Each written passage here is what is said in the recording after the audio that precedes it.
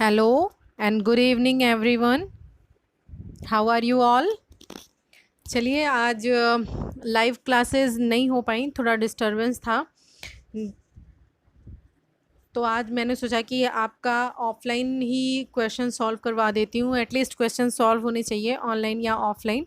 हाँ, ये है कि उसमें आप तुरंत इंटरेक्ट होकर मेरे से क्वेश्चन पूछ सकते हो जहाँ पे डाउट होता है, बट इसमें नहीं। लेकिन कोई नहीं, आप कमेंट सेक्शन में अपना जो भी डाउट हो उसे लिख देना, मैं क्लियर कर दूँगी। और चलिए देखते हैं फर्स्ट क्वेश्चन क्या है। फर्स्ट क्वेश्चन है, और हाँ एक बात और बता दूं कि ये फरवरी 2016 का क्वेश्चन है, प्रीवियस ईयर क्वेश्चन इन्वायरमेंट का। 3 हम सॉल्व कर चुके हैं, आज हम चौथा कर रहे हैं। तो फर्स्ट क्वेश्चन है, प्लेग है। प्लेग क्या है, मतलब कैसी बीमारी है, ये आपसे पूछ रहा है। फर्स्ट ऑप्शन है विषाणु जनित बीमारी, सेकंड कवक जनित बीमारी, थर्ड जीवाणु जनित बीमारी और फोर्थ है खनिज जनित बीमारी। बताइए प्लेग कैसी बीमारी है। तो देखिए जो प्लेग है वो जीवाणु जनित बीमारी है, ठीक है। और किस जीवाणु के कारण होती है ये मैं आपको नाम बता देती हूँ। ये है पास्ट्यूरेला पेस्टिस। क्या नाम है? पास्ट्यूरेला पेस्टिस इस जीवाणु का नाम है, जो कि फेफड़े को प्रभावित करता है, ठीक। और इसका वाहक कौन होता है, मतलब किसके द्वारा ये फैलता है, तो ये है चूहा। चूहा इसका वाहक होता है, ठीक। इसके अन्य नाम भी हैं, जैसे ब्लैक डेथ, टाउन पेस्ट, ये सब इसके दूसरे नाम हैं, ठीक। चलिए नेक्स्ट क्वेश्चन देखते हैं। कभी कभी क्या है, जब ये बहुत तेज़ी से बढ़ता है तो ये न्यूमोनिया का रूप भी धारण कर लेता है। तो देखिए इसका सही आंसर क्या है, मैंने आपको बताया ऑप्शन नंबर सी आपका सही है, जीवाणु जनित बीमारी, ठीक। चलिए देखते हैं अगला क्वेश्चन, क्वेश्चन नंबर सेकंड। गैसीय अपशिष्ट है, फर्स्ट सब्जियों एवं फलों के छिलके, सेकंड घरों की नालियों का गंदा पानी, थर्ड खेत खलिहान से निकलने वाला कचरा, एंड आपका लास्ट लकड़ी कोयले से चलने वाला धुआं, जलने वाला। मतलब लकड़ी और कोयला जब जलाते हैं तो उससे जो धुआं होता है उससे गैसीय अपशिष्ट क्या है, तो ये चलने नहीं बल्कि जलने हैं, ठीक है। इसको सही कर दीजिएगा, जलने, यहाँ पर जलने हैं, ठीक, जलने वाला। चलिए इसमें मैं आपको ये कलर कर लेती हूँ रेड, ताकि अच्छे से आपको दिखाई दे, ठीक है। ये कलर सही है ना? हाँ चलिए, तो यहाँ चलने की जगह जलने कर लीजिएगा, ठीक। तो बताइए गैसीय अपशिष्ट क्या है। अभी देखिए सब्जी और फलों के छिलके से गैसीय अपशिष्ट तो हो नहीं सकता, कि गैस तो है नहीं, फिर गंदा पानी भी नहीं है और खेत खलियान भी नहीं है। तो इसका मतलब क्या हुआ कि ऑप्शन नंबर 4 यानी कि लकड़ी और कोयले के जलने से जो धुआं होता है वो एक गैस है, इसीलिए वो गैसीय अपशिष्ट है, ठीक। यानी कि ऑप्शन नंबर डी बिल्कुल करेक्ट है आपका, this is your right answer. Next देखिए क्वेश्चन नंबर 3 क्या है, निम्नलिखित में से कौन से पौधे दूर दूर प्रसारित होते हैं।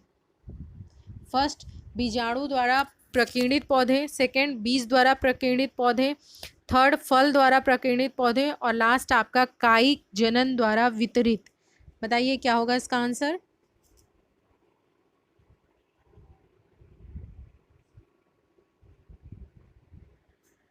देखिए इसका सही आंसर है ऑप्शन नंबर डी, यानी कि कायिक जनन द्वारा वितरित जो पौधे होते हैं वो दूर दूर प्रसारित होते हैं। चलिए नेक्स्ट क्वेश्चन देखते हैं, क्वेश्चन नंबर 4। जब एक जीव लाभ लेता है बगैर दूसरे सहवासी जीव को प्रभावित किए तो कहलाता है, क्या कहलाता है। फर्स्ट परजीवी, सेकंड सहभोजी, थर्ड मृतोपजीवी एंड लास्ट आपका जो है सहजीवी। ये सहभोजी है, ये सहजीवी है, ठीक है। बताइए क्या होगा। जी हाँ बिल्कुल, इसका करेक्ट आंसर है सहभागिता, यानी कि सहभोजी, इसी को सहभागिता भी बोलते हैं। यह दो विभिन्न जीव जातियों के बीच एक ऐसी अंतःक्रिया होती है जिसमें एक जंतु यानी कि एक एनिमल को तो इस संबंध से लाभ होता है किंतु दूसरे को हानि होती है।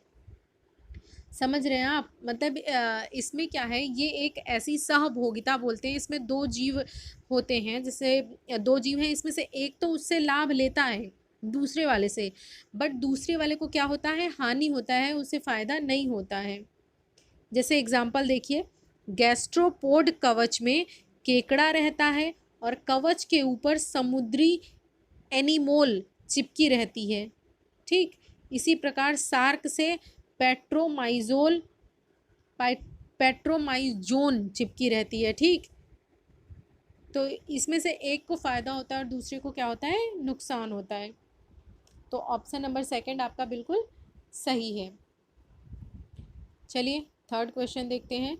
जब मोर सांप को खाता है, सांप कीड़े को खाता है और कीड़ा हरे पौधे को खाता है, तो मोर का पोषण है क्या है? आपसे पूछ रहा है मोर किस स्तर का हुआ। फर्स्ट प्राथमिक उपभोक्ता, सेकंड अंतिम अपघटक, थर्ड प्राथमिक अपघटक एंड लास्ट आपका खाद्य पिरामिड के शीर्ष पर। बताइए क्या होगा इसका सही आंसर। तो देखिए इसका सही आंसर होगा आपका खाद्य पिरामिड के शीर्ष पर। अब ये क्यों होगा शीर्ष पर, मतलब आपको पता है ना खाद्य पिरामिड क्या होता है। खाद्य पिरामिड वो होता है जिसमें उत्पादक से लेकर लास्ट यानी शीर्ष पर जो होता है तृतीय उपभोक्ता तक श्रेणी वाइज उसमें आते हैं। पहले तो आपका उत्पादक हो जाता है, जैसे कि मान लीजिए आपकी घास है, वो क्या है आपकी उत्पादक हो गई। सेकंड आपके सॉरी घास नहीं, फिर देखिए क्या है, मोर, मोर का पूछ रहा है, सॉरी मेरे को लगा घास का पूछ रहे हैं, इसमें मोर का पूछ रहा है। मोर का स्थान क्या है, मोर का पोषण स्तर, तो ये क्या है एकदम ऊपर पर होता है, ठीक। अब मैं आपको एक दिन सोच रही, ये क्वेश्चन जो है ये काफ़ी बार रिपीट हो रहा है ना। प्राथमिक उपभोक्ता, द्वितीयक उपभोक्ता, अंतिम उपभोक्ता और उत्पादक अपघटक, ये मैंने आपको शॉर्ट में तो जब जब क्वेश्चन आ रहा है तो मैं समझा रही हूँ, लेकिन मैं सोच रही हूँ कि एक बार मैं आपको इसका वीडियो बनाकर अच्छे से समझा दूँ। जैसे जो घास पारितंत्र है उसके पूरे समझा दूँ, उपभोक्ता और अपघटक के बारे में।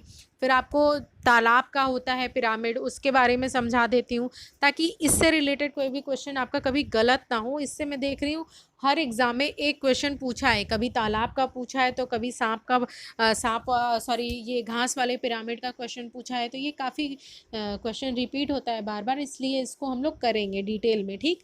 फिलहाल के लिए समझिए कि जो मोर है आपका, मोर का जो पोषण स्तर है वो शीर्ष पर होता है, यानी कि एकदम ऊपर होता है, ठीक। चलिए अगला क्वेश्चन देखते हैं। क्वेश्चन नंबर 6 है, निम्न में से कौन सा कायांतरित शैल का उदाहरण है। फर्स्ट बलुआ पत्थर, सेकंड ग्रेनाइट, थर्ड संगमरमर एंड फोर्थ आपका चूना पत्थर। कायांतरित शैल का उदाहरण पूछ रहा है। जी हाँ, ये होगा इसका ऑप्शन सी यानी कि संगमरमर है, ठीक। देखिए जब ज्वालामुखी होता है, ज्वालामुखी फूटता है, निकलता है, तो उसके फलस्वरूप क्या होता है आपको पता ही है, मैग्मा निकलता है, जो कि बहुत रेड कलर का होता है, लावा मैग्मा ये निकलता है। और मैग्मा के संपर्क क्षेत्र की जो चट्टानें होती हैं वो रूपांतरित हो जाती हैं, यानी कि उनका रूपांतरण होता है। इस रूपांतरण के फलस्वरूप क्या होता है, चूना पत्थर जो होता है यानी कि लाइमस्टोन, वो संगमरमर मार्बल में परिवर्तित हो जाता है। चूना पत्थर अवसादी, तलछटी या परतदार चट्टानों का उदाहरण है। जैसे इसमें आपसे एग्जाम्पल क्या पूछा है, कायांतरित शैल पूछा है। कभी कभी आपसे पूछ सकता है अवसादी या तलछटी चट्टान का उदाहरण क्या है, तो वो क्या है, चूना पत्थर है। और संगमरमर जो है वो क्या है, वो रूपांतरित रूप है उसका, ठीक, यानी उसका बदला हुआ रूप है, इसलिए कायांतरित शैल का उदाहरण हो जाता है। तो जब भी कायांतरित पूछे तो आप बताएंगे संगमरमर, ठीक है। चलिए नेक्स्ट क्वेश्चन, क्वेश्चन नंबर 7, महासागरों में निम्नलिखित में से कौन सा लवण सर्वाधिक मात्रा में पाया जाता है। First magnesium sulphate, second calcium sulphate, third magnesium chloride and fourth आपका सोडियम क्लोराइड। ये तो पता होगा आप लोगों को, है ना, काफ़ी इजी है। इसका सही आंसर है सोडियम क्लोराइड, और इसका जो केमिकल फॉर्मूला होता है वो है NaCl। क्या है, NaCl। इसको भी आप जानते रहिए, ये सोडियम क्लोराइड का फॉर्मूला होता है, केमिकल फॉर्मूला। कभी कभी क्या करता है, इस तरह ना दिख करके, जैसे एग्जाम में देता है ना CO2 कार्बन डाइऑक्साइड देता है, इसी तरह कभी कभी क्या करता है, इसको भी पूरा फॉर्मूले में लिख देता है। इसीलिए आप याद रखिए कि कैल्शियम क्लोराइड का जो फॉर्मूला होता है वो होता है NaCl। ये भी पूछ सकता है। कैल्शियम क्लोराइड ना लिख करके ये लिख देगा इसका फॉर्मूला, इसलिए आपको पता होना चाहिए ये इसका रासायनिक सूत्र है। ठीक, तो ये महासागरों में सर्वाधिक मात्रा में पाया जाता है, यानी कि 1 लीटर में लगभग 35 ग्राम इसकी मात्रा होती है। This is your right answer. चलिए नेक्स्ट देखते हैं, राज्यसभा में होने वाली सभाओं की अध्यक्षता, ये देखिए सभाओं की जगह स्वभाव लिखा हुआ है, इसे काट लीजिए, ये स्वभाव नहीं है सभाओं। ठीक, करेक्ट कर लीजिए, ये कभी कभी टाइपिंग एरर हो जाता है, ये सभाओं है। राज्यसभा में होने वाली सभाओं की अध्यक्षता कौन करता है? फर्स्ट उपराष्ट्रपति, सेकंड राष्ट्रपति, थर्ड प्रधानमंत्री और लास्ट आपका भारत का मुख्य न्यायाधीश। बताइए कौन करता है? तो कौन करता है? उपराष्ट्रपति करता है। ठीक, यानी कि आपका ऑप्शन नंबर फर्स्ट बिल्कुल सही होता है। और इसे क्या बोलते हैं हम? उपराष्ट्रपति को ही राज्यसभा का पदेन सभापति बोलते हैं। भारत का उपराष्ट्रपति राज्यसभा का पदेन सभापति होता है और उसका कार्यकाल कितना होता है? 5 वर्ष का होता है। ठीक, चलिए देखिए इसका सही आंसर टिक कर लेते हैं। ये नेक्स्ट देखते हैं क्वेश्चन नंबर 9, निम्न में से किस मिट्टी का विस्तार भारत में सर्वाधिक क्षेत्र पर है? फर्स्ट काली मिट्टी, सेकंड जलोढ़ मिट्टी, थर्ड लाल मिट्टी एंड लास्ट आपका बलुई मिट्टी। भारत में सर्वाधिक क्षेत्र यानी सर्वाधिक जगहों पे कौन सी मिट्टी पाई जाती है? तो जलोढ़ मिट्टी जो है उसका विस्तार काफ़ी ज़्यादा है, यानी कि भारत में लगभग 40 से 45% भाग पर ये मिट्टी पाई जाती है। और इस जलोढ़ मिट्टी का निर्माण कैसे होता है? आप मतलब सोचिए कि ये जलोढ़ मिट्टी अगर भारत में इतनी ज़्यादा है तो क्या रीज़न है, क्यों है? क्योंकि आपको पता है कि भारत में बहुत सारी नदियां हैं, काफ़ी नदियां हैं, और उन नदियों के द्वारा जो मिट्टी लाई जाती है बहाकर, वही वो मिट्टी कौन सी होती है? वो जलोढ़ मिट्टी होती है। यही कारण है कि भारत में जलोढ़ मिट्टी काफ़ी ज़्यादा मात्रा में यानी कि 40 से 45% भाग पर पाई जाती है। और इस मिट्टी में पोटास, फास्फोरिक अम्ल पाया जाता है, इसमें चूना पाया जाता है, इसमें कार्बनिक तत्वों की अधिकता होती है। ठीक, लेकिन इस मिट्टी में कमी किस चीज़ की होती है? ये भी ध्यान रखिएगा आप। इस मिट्टी में यानी कि जलोढ़ मिट्टी में कमी होती है नाइट्रोजन व ह्यूमस की। ठीक, कमी होती है और ये मिट्टी कृषि के लिए बहुत ही उपजाऊ यानी कि उपयोगी मानी जाती है। जलोढ़ मिट्टी इसका सही आंसर है। चलिए अगला क्वेश्चन देखते हैं। अगला क्वेश्चन है क्वेश्चन नंबर 10, जो शाकाहारी जंतु भोजन के लिए हरे पेड़ पौधे पर निर्भर रहते हैं?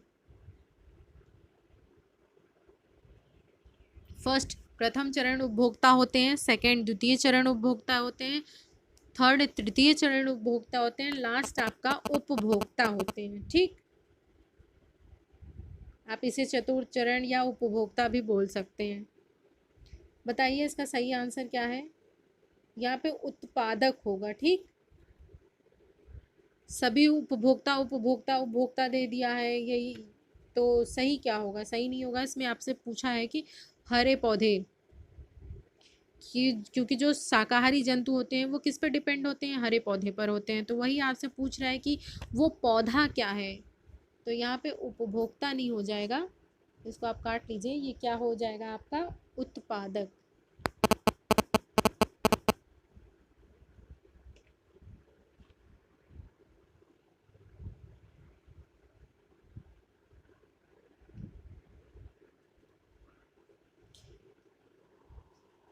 देखिए, जो जीव इन उत्पादकों से अपना भोजन प्राप्त करते हैं उन्हें प्रथम श्रेणी के उपभोक्ता कहते हैं। ठीक,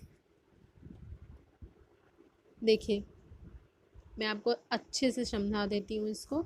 ये क्वेश्चन देख ही रहे हैं आप, बार बार रिपीट हो रहा है। यहाँ पे आप पहले उत्पादक कर लीजिए। ठीक, ये उत्पादक हो गया, ये आपका प्रथम श्रेणी का उपभोक्ता हो गया, ये सेकंड और ये थर्ड का हो गया। ठीक, अभी देखिए ये जो आपका प्लांट है, ये जो आपका प्लांट है ये क्या है? ये उत्पादक है। ठीक, इसके बाद ये आपका जो फर्स्ट चरण का उपभोक्ता होता है वो कौन होता है? ये आपका गाय वगैरह होती हैं, मतलब गाय बकरी। अब आप ये मत बोलिएगा कि ये गाय है क्या, जस्ट सिंबल समझ लीजिए, ठीक। तो गाय वगैरह ये जो होती हैं, बकरी वगैरह, बैल, मतलब जो शाकाहारी हैं वो क्या होते हैं, वो प्रथम श्रेणी के उपभोक्ता होते हैं, ठीक। और जो इन जीवों पर डिपेंड होते हैं, यानी कि जो इन्हें, यानी गाय बकरी और या ये सब इन जीवों पर डिपेंड होते हैं, वो क्या होते हैं, वो द्वितीय श्रेणी के उपभोक्ता होते हैं। जैसे कि स्नेक हो गया, शेर हो गया, मोर हो गया, ये सब हो गया, ये आपके द्वितीय श्रेणी के हो गए। अब देखिए, आपसे पूछा जा सकता है कि मनुष्य जो है वो क्या है, तो मनुष्य जो है वो प्रथम और द्वितीय दोनों श्रेणी का उपभोक्ता है। क्यों? क्योंकि मनुष्य जो है वो शाकाहारी भी है, फल फूल सब्जियां आप खाते हैं वो इसी में आती हैं, एंड वो मांसाहारी भी है, जैसे मटन चिकन वगैरह लोग खाते हैं वो इसमें आता है। तो यानी जो आपका ह्यूमन बीइंग है वो क्या है, वो फर्स्ट और सेकंड श्रेणी का उपभोक्ता होता है। अब देखिए, मैंने इस चीज़ को यहाँ भी समझाया, इससे पहले भी ये क्वेश्चन आया था, लास्ट प्रीवियस ईयर जितने भी हमने सॉल्व किए ये क्वेश्चन आया। ये मैं देख रही हूँ बार बार रिपीट हो रहा है, इसलिए ये काफ़ी इंपॉर्टेंट है, इसको मैं पूरा डिटेल में आपको समझाने वाली हूँ। और ये जो मैंने बताया ना पेड़ पौधे और घास वाला है, ये तो मैं यहाँ समझा ही दी हूँ, अलग से भी समझा दूँगी और अच्छे से। बाकी आपको तालाब वाला भी पिरामिड समझाऊँगी मैं, ठीक। तो इसमें आपका आंसर क्या हुआ, फर्स्ट चरण उपभोक्ता है, ठीक। चलिए अगला क्वेश्चन देखते हैं। क्वेश्चन नंबर 11 क्या है, पर्यावरण शिक्षा में समस्या समाधान विधि का गुण है।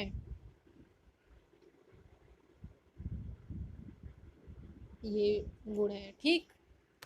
बताइए क्या है इसका सही आंसर। फर्स्ट है लक्ष्य केंद्रित विधि, सेकंड सृजनात्मक विधि, थर्ड चयनात्मकता, एंड लास्ट आपका उपर्युक्त सभी।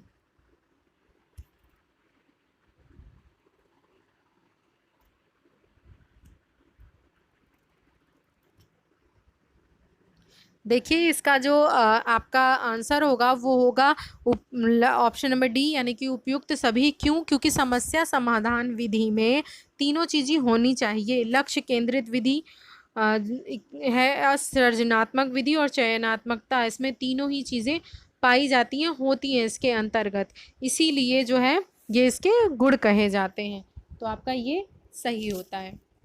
चलिए अगला क्वेश्चन देखते हैं। क्वेश्चन नंबर 12, प्रेक्षण विधि की सीमाएं हैं। फर्स्ट, यह विधि मितव्ययी नहीं है। सेकंड, इस विधि में प्रेक्षण सूक्ष्मता से न करने पर प्राप्त परिणाम अधिक वैध व विश्वसनीय नहीं होते हैं। सेकंड, इस विधि से व्यक्ति के आंतरिक व्यवहारों का अध्ययन संभव नहीं है। और लास्ट आपका उपयुक्त सभी। तो देखिए, इसका जो आंसर होगा वो होगा ऑप्शन नंबर बी, यानी कि अगर सूक्ष्मता से मतलब ना किया जाए इस विधि को का प्रयोग, तो इससे जो परिणाम प्राप्त होते हैं वो वैध और विश्वसनीय नहीं होते हैं, ठीक है।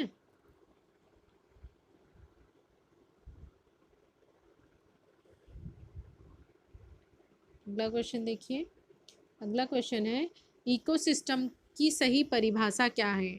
इकोसिस्टम क्या है ये आपसे पूछ रहा है। फर्स्ट, परस्पर क्रिया करने वाले जीव समुदाय। सेकंड, किसी स्थान का अजीवीय घटक। थर्ड, पृथ्वी और वायुमंडल का क्षेत्र जहाँ जीव रहते हैं। लास्ट आपका जीव समुदाय तथा उसके बाद वातावरण का संतुलित तंत्र। इकोसिस्टम क्या है बताइए, यानी कि पारिस्थितिकी तंत्र। देखिए, आप समझ लीजिए पहले तो इसकी डेफिनेशन क्या है, कि पारिस्थितिकी तंत्र एक प्राकृतिक इकाई है जिसमें एक क्षेत्र विशेष के सभी जीवधारी, एक क्षेत्र विशेष के यानी कि पौधे, जानवर और अणुजीव सभी शामिल होते हैं, जो कि अपने अजैव पर्यावरण के साथ अंतःक्रिया करके एक संपूर्ण जैविक इकाई बनाते हैं। इसी प्रकार के पारितंत्र अन्योन्याश्रित अवयवों की एक इकाई है जो एक आवास को बांटते हैं, यानी एक ही जगह एक ही जैसे आवास में रहते हैं। पारितंत्र आमतौर पर अनेक खाद्य जाल बनाते हैं, जैसे कि मैंने आपको पहले ही बताया तालाब और वन वाला, ठीक। यानी कि इसका आपका ऑप्शन नंबर डी सही हो गया। इकोसिस्टम की परिभाषा है जीव समुदाय और उसके बाद वातावरण का संतुलित तंत्र। नेक्स्ट है मानव विकास के क्रम में 2 पैरों पर चलने वाला सबसे बड़ा लाभ है चलने का। 2 पैरों पर चलने का सबसे बड़ा लाभ क्या है? शरीर को अच्छी तरह आधार देता है, मतलब हम लोग जो भी 2 पैर से चलते हैं उनको क्या बेनिफिट है? अच्छी तरह शरीर को आधार मिलता है, शरीर का भार कम होता है, हाथ स्वतंत्र रूप से मस्तिष्क की आज्ञा अनुसार कार्य कर सकते हैं या अधिक तेज चाल। तो ये तो कॉमन सेंस का क्वेश्चन है, बिल्कुल इजी कर सकते हैं आप। ऑप्शन नंबर सी करेक्ट है, यानी कि हाथ जो है बिल्कुल स्वतंत्र होते हैं जो कि मस्तिष्क की आज्ञा अनुसार कार्य कर सकते हैं। अगला क्वेश्चन देखिए, क्वेश्चन नंबर 15। ये भी क्वेश्चन बहुत बार रिपीट हुआ है, बहुत बार रिपीट हुआ है, ठीक है। ये बरोग्राफ नहीं है, ये बैरोग्राफ है, ठीक। इसको करेक्ट करिएगा, यहाँ पे मात्रा लग जाएगी, बैरोग्राफ, ठीक। भूकंप की तीव्रता नापने का यंत्र कौन सा है? First physiograph, second seismograph, third cardiograph and last आपका बैरोग्राफ। तो आपको पता ही होगा सिस्मोग्राफ है, और इसमें जो है इसका जो यंत्र है इसमें एचजी यानी पारे का प्रयोग होता है, और इसमें रिएक्टर पैमाने का प्रयोग होता है, और ये 0 से 9 अंक तक चिन्हित करता है, ठीक। इसको बहुत ज़्यादा एक्सप्लेन मैं नहीं करूँगी क्योंकि मैं इसको हर वीडियो में एक्सप्लेन करती आई हूँ और ये बहुत बार पूछा गया है, ठीक। तो आपको ज़्यादा डिटेलिंग देखनी है तो पीछे के वीडियोस देखिए आप, उसमें बताया गया है। 16 है सूर्य से निकटतम ग्रह कौन सा है?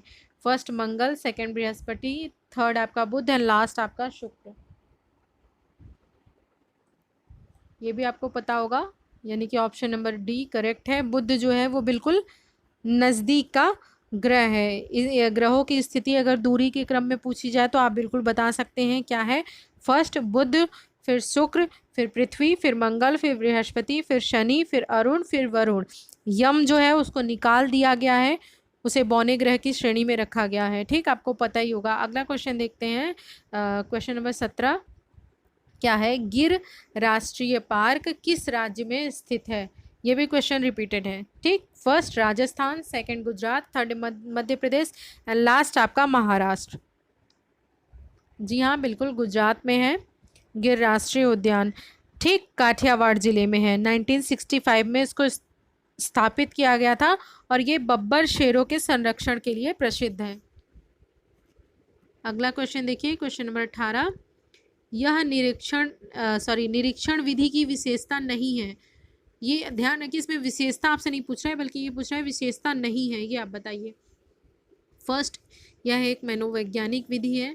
सेकंड, यह प्रत्यक्ष अनुभवों पर आधारित है। थर्ड, यह एक बाल केंद्रित विधि है जिसमें शिक्षक एक प्रशासक के रूप में होता है। एंड लास्ट आपका, यह विधि विभिन्न सर्वेक्षणों द्वारा अपनाई जाती है। तो देखिए इसका सही आंसर क्या है? ऑप्शन नंबर ए, यानी कि ये एक मनोवैज्ञानिक विधि नहीं है। इसमें बोला है ना विधि है, तो क्या बोल रहा है? विशेषता नहीं है। तो कौन सी विशेषता नहीं है? Option number A. अब देखिए इसकी कुछ विशेषता देख लीजिए निरीक्षण विधि की।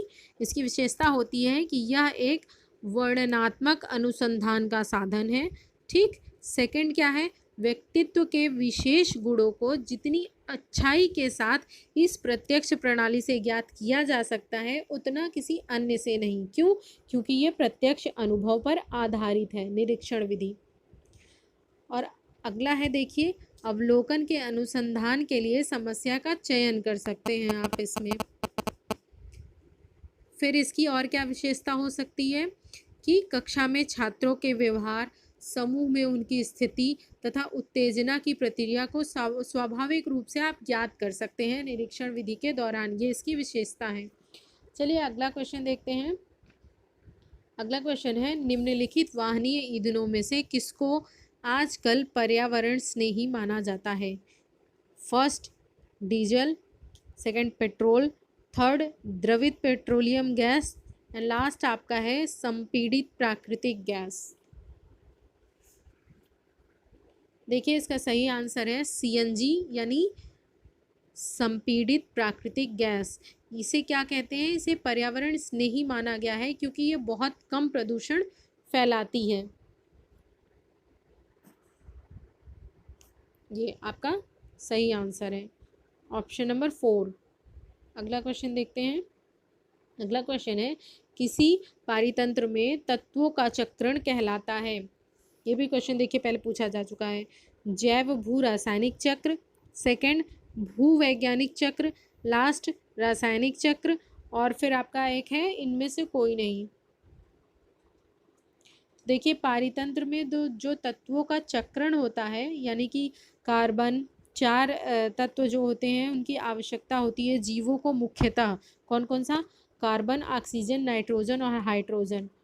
ठीक, यही वातावरण में एक जीव से दूसरे जीवों में स्थानांतरित होते रहते हैं, इसीलिए इन्हें क्या कहते हैं?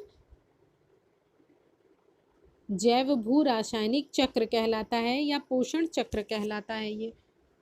तो किसी पारितंत्र में तत्वों के चक्रण को क्या कहते हैं? जैव भू रासायनिक चक्र कहते हैं। ऑप्शन नंबर ए सही। अगला देखिए, चिपको आंदोलन के प्रणेता हैं कौन? Hemwati Nandan Bahuguna, second Sunderlal Bahuguna, third Mother Teresa and last आपका महात्मा गांधी। काफ़ी इंपॉर्टेंट क्वेश्चन है, पूछ सकता है, रिपीट कर सकता है आगे। तो इसका सही आंसर क्या है? सुंदरलाल बहुगुणा। उन्होंने वृक्षों के काटने के विरोध में इसे प्रारंभ किया था। कहाँ पर? उत्तराखंड में 1973 में। कब? 1973 में। कौन है? सुंदरलाल बहुगुणा। ये चिपको आंदोलन से संबंधित हैं। इस आंदोलन के अंतर्गत क्या था? लोग पेड़ की रक्षा करने के लिए जिस पेड़ को काटा जाता था उस पेड़ से जाकर चिपक जाते थे, चिपक कर खड़े हो जाते थे। पेड़ की रक्षा के लिए स्टार्ट हुआ था ये आंदोलन। अगला देखिए, इंसुलिन की रासायनिक प्रकृति है क्या? First vitamin, second protein, third आपका वसा, लास्ट कार्बोहाइड्रेट।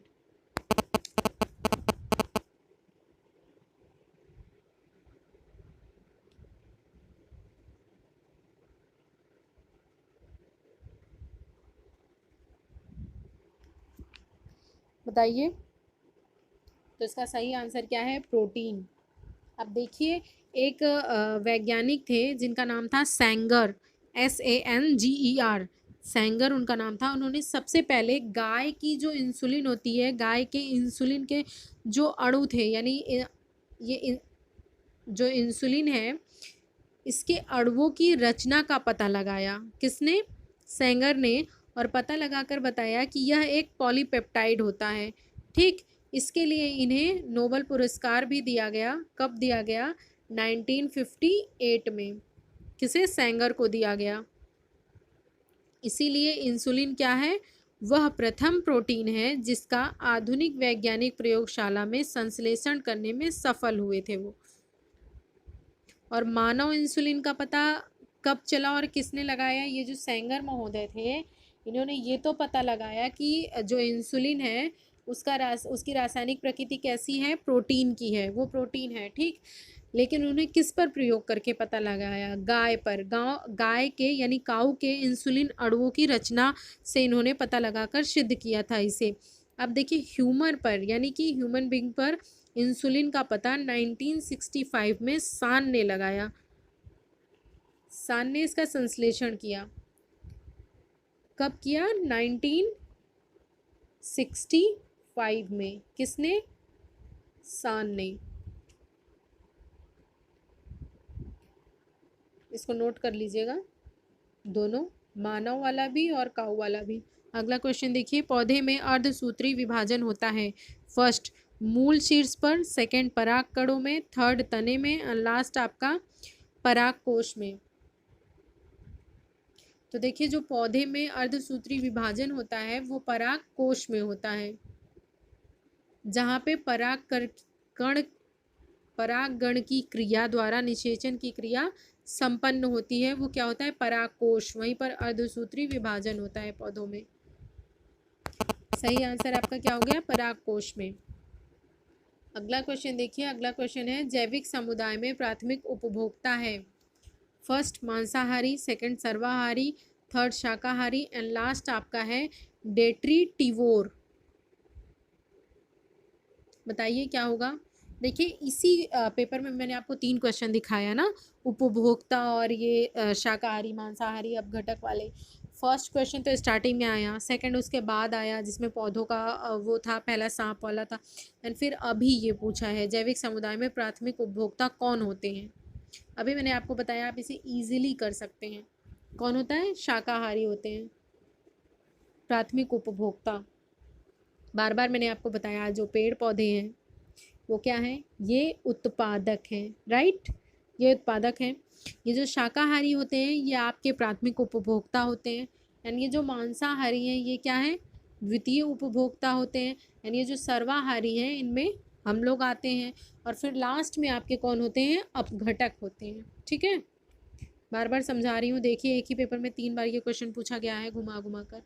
अगला क्वेश्चन देखिए, ज्वर नियंत्रण में यानी कि फीवर में आमतौर पर सबसे ज़्यादा किस दवा का प्रयोग होता है, किस औषधि का प्रयोग होता है? First Brufen, second B complex, third आपका पैरासीटामॉल एंड लास्ट आपका ली-52। देखिए ये जो आपकी ली-52 है ये आपके लीवर के लिए होती है। लीवर काफ़ी अच्छी दवा होती है ये। पैरासीटामॉल है ये आपकी, आपको पता ही है, फीवर में यूज़ होती है बहुत ज़्यादा, तो यानी आपका सही आंसर क्या है? ये हो गया। बी कॉम्प्लेक्स क्या है? ये विटामिन्स हैं, विटामिन सारे जितने भी विटामिन्स हैं इसमें रहते हैं बी कॉम्प्लेक्स में। अगला देखिए, अगला क्वेश्चन देखते हैं, क्वेश्चन नंबर 26। दही निर्माण हेतु कौन सूक्ष्मजीवी उत्तरदायी है?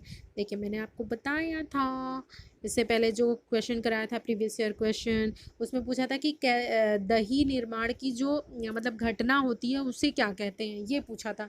तभी मैंने आपको बताया था कि दही में जो है 2 जीव पाए जाते हैं, ये मैंने आपको उसी समय बताया था, और बताया था ये कभी भी पूछा जा सकता है। देखिए इस पेपर में पूछा हुआ है 2016 वाले में, तो मेरी बात को ऐसे हल्के में मत लीजिए आप लोग, ठीक है।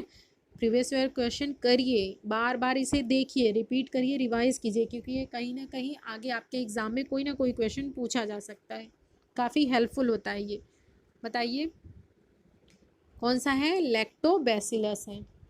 2 होते हैं, मैंने आपको 2 बताया था, एक इसमें दिया हुआ है एक नहीं है, मतलब आपको बताना है, कमेंट करके मुझे बताना है कि दही निर्माण हेतु कौन से सूक्ष्म जीवी उत्तरदायी होते हैं। अगर आपको नहीं पता है तो चाहे आप गूगल करिए फिर मेरे को कमेंट करिए, या तो फिर मैंने जो पहले क्वेश्चन आंसर कराए हैं आपको प्रीवियस ईयर उसमें बताया है आप उसको देखिए, फिर मेरे को कमेंट करके बताइए। इससे क्या होगा, जब आप प्रीवियस ईयर क्वेश्चन देखेंगे इस क्वेश्चन को देखने के लिए, तो वो सारे क्वेश्चन भी आप देखेंगे और आपका रिविज़न हो जाएगा।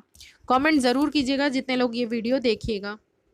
अगला क्वेश्चन देखिए, मानव रुधिर वर्ग की खोज सर्वप्रथम किस वैज्ञानिक ने की? फर्स्ट लैंड स्टीनर ने, सेकंड जेनिंग्स ने, एंड आपका थर्ड है पैटिन एवं मास्ट ने, लास्ट आपका कार्ल मार्क्स ने। तो देखिए मानव रुधिर वर्ग की खोज किसने की? ऑस्ट्रेलिया के डॉक्टर थे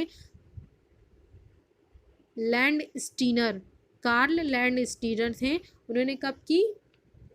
1901 में की रुधिर वर्ग की खोज।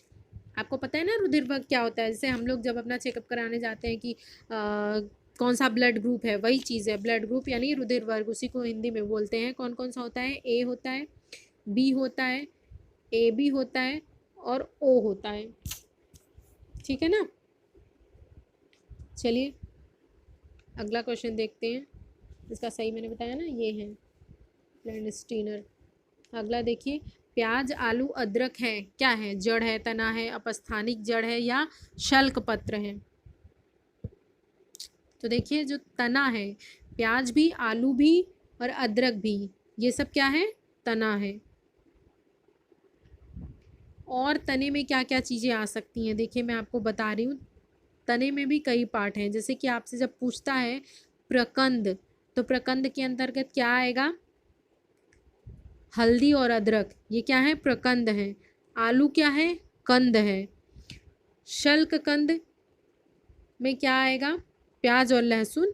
और घन कंद में क्या होता है? अरवी, ठीक, ये नोट कर लीजिएगा। जैसे इसमें प्याज, आलू और अदरक का पूछा है तो कभी आपसे हल्दी पूछ सकता है, लहसुन पूछ सकता है या अरवी पूछ सकता है, तो आपको ध्यान रहेगा तो आप बता सकते हो। अगला क्वेश्चन देखिए, क्वेश्चन नंबर 29। एक कोशीय सूक्ष्म जीव है। फर्स्ट स्पाइरोगैरा, सेकंड विषाणु, थर्ड पैरामीशियम एंड लास्ट आपका हाइड्रा। तो देखिए, एक कोशीय जो जीव होता है वो कौन होता है? पैरामीशियम होता है। एक कोशीय क्या होता है? एक कोशीय मतलब एक ही सेल, एक ही कोशिका से जब पूरे शरीर का निर्माण हो जाता है तो उसे क्या बोलते हैं? एक कोशीय बोलते हैं। एक कोश से जिनका जन्म होता है, तो पैरामीशियम का जन्म एक कोशीय जीव होता है, एक कोश से होता है। ये आपका सही आंसर है। अगला देखिए, निम्न में से कौन सा पादप उत्पाद साबुन का विस्थापन है, यानी कि साबुन की तरह उसका यूज़ होता है?